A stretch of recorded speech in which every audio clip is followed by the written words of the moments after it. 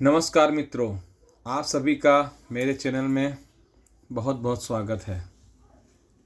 कल 17 सितंबर है और 17 सितंबर को क्या है आप लोगों को पता ही है। 17 सितंबर को है भगवान विश्वकर्मा की पूजा। और आज का जो हमारा विषय है, पूरा का पूरा विषय यह आज भगवान विश्वकर्मा के ऊपर ही आधारित है। तो आज हम जानेंगे विश्वकर्मा पूजा करने की विधि, विश्वकर्मा पूजा की कहानी, विश्वकर्मा पूजा 17 सितंबर को ही क्यों मनाई जाती है, और बाकी विश्वकर्मा पूजा का जो पुरातन कथा है। आज हम विश्वकर्मा पूजा के बारे में ही चर्चा करेंगे कि विश्वकर्मा कौन थे। तो आज आपको बड़ी रोचक जानकारी मिलेगी। आज आप देखेंगे तो आप मेरी वीडियो को, तो आपको आज बहुत अलग मज़ा, एक अलग आनंद आपको आएगा कि विश्वकर्मा के बारे में आप लोगों को भी ऐसी ऐसी जानकारी नहीं थी, जो जानकारी आज मैं आप लोगों को देने का प्रयास करूँगा। तो चलिए दोस्तों, अब हम शुरुआत करते हैं देरी नहीं करते हुए कि विश्वकर्मा पूजा से संबंधित जो आज आपके पास शास्त्रोक्त जो मान्यता है, आज हम उसको आपके सामने परिदर्शित करेंगे। तो चलिए शुरुआत करते हैं आज की वीडियो का। शास्त्रोक्त मान्यता के अनुसार ब्रह्मा जी के पुत्र धर्म थे, और धर्म के जो पुत्र थे वो वास्तुदेव थे। और वास्तुदेव और अंगिरसी को जो पुत्र हुआ उसका नाम विश्वकर्मा था। मतलब वास्तुदेव और अंगिरसी को जो पुत्र हुआ उन्हीं का नाम विश्वकर्मा था। वहीं स्कंद पुराण की एक कथा के अनुसार धर्म ऋषि के 8वें पुत्र प्रभास का विवाह देवगुरु बृहस्पति की बहन भुवना ब्रह्मवादिनी से हुआ था।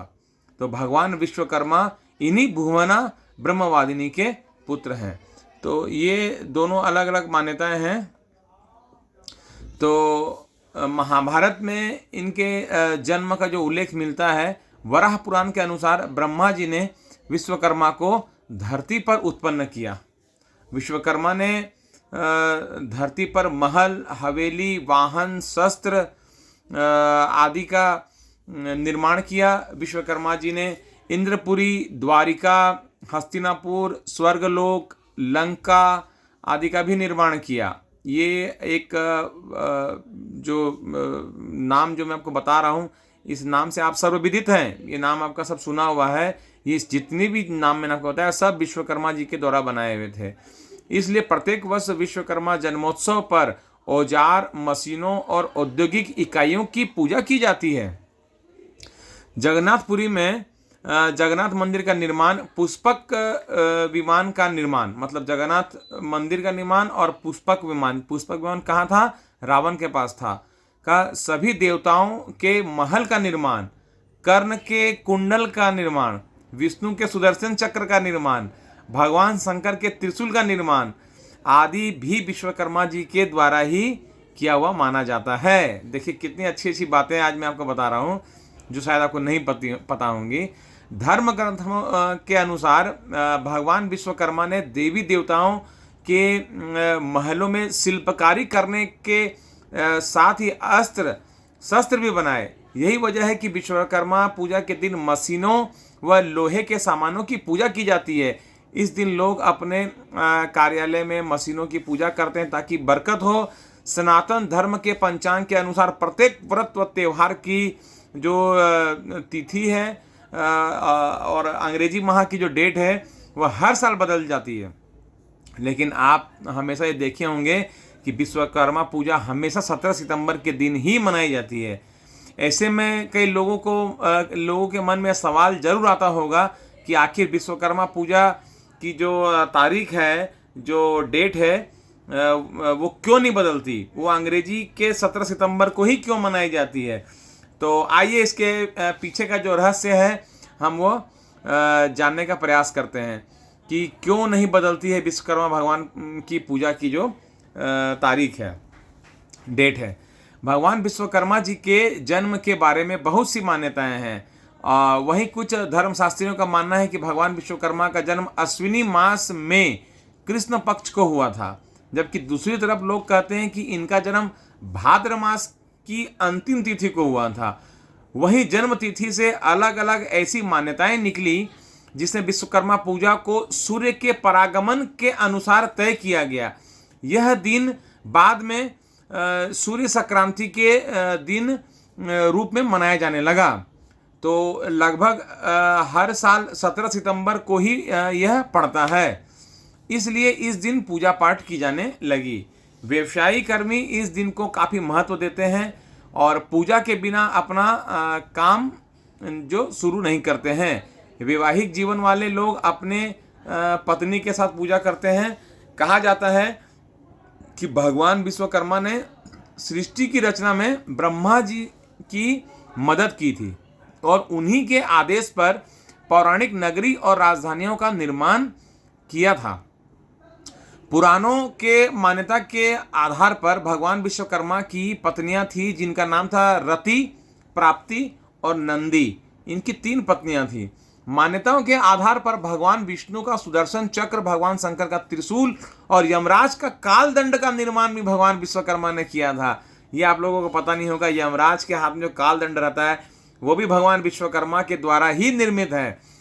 भक्तों के बीच दुनिया में सबसे पहले जो इंजीनियर के तौर पर लोकप्रिय भगवान विश्वकर्मा के बारे में कहा जाता है कि उन्होंने देवताओं के महल, स्वर्ग आदि का निर्माण किया। यही नहीं, उन्होंने देवताओं के शस्त्र अस्त्र का भी निर्माण किया, जिसमें भगवान विष्णु के बारे में मैंने आपको सब बता ही दिया। और विश्वकर्मा पूजा जो है वो कन्या संक्रांति के दिन मनाई जाती है। वैदिक पंचांग के अनुसार इस साल विश्वकर्मा पूजा के लिए जरूरी कन्या संक्रांति 17 सितंबर को है। इस दिन सूर्यदेव शाम को 5:19 पर कन्या राशि में प्रवेश करेंगे। परिवर्तन के समय को ही कन्या संक्रांति कहा जाता है। तो जैसे सूर्य जब मकर राशि में प्रवेश करते तो मकर संक्रांति होती है, तो जब सूर्य कन्या राशि में प्रवेश करेंगे तो यह कन्या संक्रांति हो गई है। सूर्य को एक राशि से दूसरी राशि में जाने के लिए 1 महीना का समय लगता है। तो 12 राशियों का जो इनका सफ़र है वो 12 महीने में पूरा होता है। तो इसलिए जब 14 जनवरी को हम मकर संक्रांति का उत्सव मनाते हैं। परिवर्तन के समय को कन्या संक्रांति कहते हैं और हिंदू धर्म में उदया तिथि मान्य होती है, इसलिए विश्वकर्मा पूजा 17 सितंबर यानी बुधवार के दिन मनाई जाएगी। विश्वकर्मा पूजा का जो मुहूर्त है 2025 का, तो विश्वकर्मा पूजा सुबह का जो मुहूर्त है वो 6:07 से 11:44 तक है, जिसमें आप ये पूजा कर सकते हैं। इसके बाद भी अपनी सुविधा के अनुसार आप व्रत कर सकते हैं, पूजा भी कर सकते हैं। विश्वकर्मा पूजा के दिन सुबह जल्दी उठें और घर या दफ्तर में लगी मशीनों को अच्छे से साफ सफाई करें। इसके बाद पूजा स्थल पर भगवान विश्वकर्मा की मूर्ति या तस्वीर लगाएं और उनकी साथ ही पूजा करें। अच्छा, भगवान विश्वकर्मा का जो परिवार है, आपको शायद पता नहीं होगा भगवान विश्वकर्मा का परिवार क्या क्या, तो आज मैं आपको जानकारी देता हूँ भगवान विश्वकर्मा के परिवार के बारे में।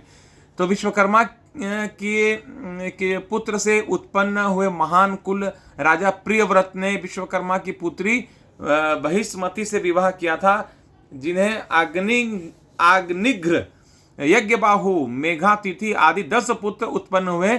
प्रियव्रत की दूसरी पत्नी से उत्तम, तामस और रेवत, ये 3 पुत्र उत्पन्न हुए और अपने नाम वाले मनवंतरों के अधिपति हुए। और भगवान अच्छा, मनवंतर के बारे में मैं आपको कभी मौका लगेगा तो बताऊंगा मनवंतर क्या होता है, कल्प क्या होता है, इसके बारे में एक विस्तृत में वीडियो बनाऊंगा। आज विश्वकर्मा पूजा की बात करते हैं तो करते हैं, मैं आपको एक बड़ी अच्छी जानकारी दूंगा मनवंतर और कल्प के बारे में। उसकी वीडियो में एक अलग बनाऊंगा, उस पर एक चैप्टर पूरा बनता है। तो ये विश्वकर्मा जी के जो 3 पुत्र है, ये अपने नाम वाले मनवंतरों के अधिपति भी हो गए। महाराज प्रियव्रत के 10 पुत्रों में से कवि, महावीर तथा सवन के 3 नैष्ठिक ब्रह्मचारी थे और उन्होंने संन्यास धर्म को ग्रहण किया। विश्वकर्मा के 5 महान पुत्र विश्वकर्मा के उन मनु, मय, तष्टा, शिल्पी एवं देवज्ञ नामक 5 पुत्र थे। ये पांचों वास्तुशिल्प की अलग अलग विद्याओं में पारंगत थे। मनु को लोहे में, मय को लकड़ी में, त्वष्टा को कांसे में और तांबे में और शिल्पी को ईंट में और देवज्ञ को सोने चांदी में महारत हासिल थी। भगवान विश्वकर्मा की जो पूजा की विधि आई है, चलिए हम उसको जानते हैं। भगवान विश्वकर्मा के परिवार के बारे में आप लोगों को जानकर बड़ा अच्छा लगा होगा। अगर कुछ नोट करना होगा तो मेरी वीडियो को वापस से देखिएगा, कागज़ में लिख लीजिएगा। बहुत अच्छी जानकारी मैं आप लोगों को दे रहा हूँ। आइए हम बात करते हैं अब आगे। विश्वकर्मा जयंती के दिन सुबह जल्दी उठकर स्नान कर तैयार हो जाएं। पूजा स्थल पर भगवान विश्वकर्मा की फोटो या मूर्ति स्थापित करें। पीले और फिर सफ़ेद फूलों की माला भगवान विश्वकर्मा को पहनाएं। उनके समक्ष सुगंधित धूप दीपक भी जलाएं। अब अपने सभी औजारों की एक एक करके पूजा करें। भगवान विश्वकर्मा को पंचमेवा प्रसाद का भोग लगावें। इसके बाद हाथ में फूल अक्षत देकर विश्वकर्मा भगवान का ध्यान करें और पूजा का समय इन मंत्रों का उच्चारण करें। ओम आधार शक्ति नमः, ओम कुर्माय नमः, ओम अनंताय नमः, ओम पृथ्वी नमः, ओम मंत्र का जाप करें। और साथ ही जप के लिए रुद्राक्ष की माला हो तो अति उत्तम है। जप शुरू करने से पहले 1100, 2100, 5100 या 11,000 जप करने का संकल्प लें। जो आप कर सकते हैं उसके अनुसार ही आप संकल्प लें, ताकि आपका संकल्प पूर्ण हो सके। चाहे तो किसी पुरोहित या पंडित से भी आप अपना मंत्र का जाप करवा सकते हैं। और उसके बाद आप विश्वकर्मा जी की आप आरती गा लें।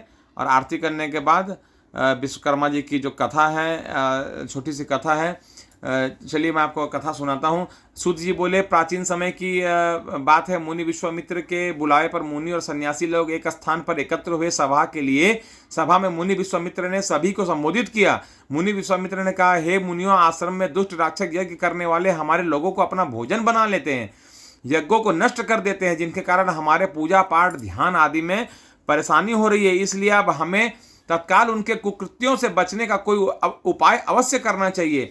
मुनि विश्वामित्र की बातों को सुनकर वशिष्ठ मुनि कहने लगे कि एक बार पहले भी ऋषि मुनियों पर इस प्रकार का संकट आया था। तब उस समय सब मिलकर ब्रह्मा जी के पास गए थे।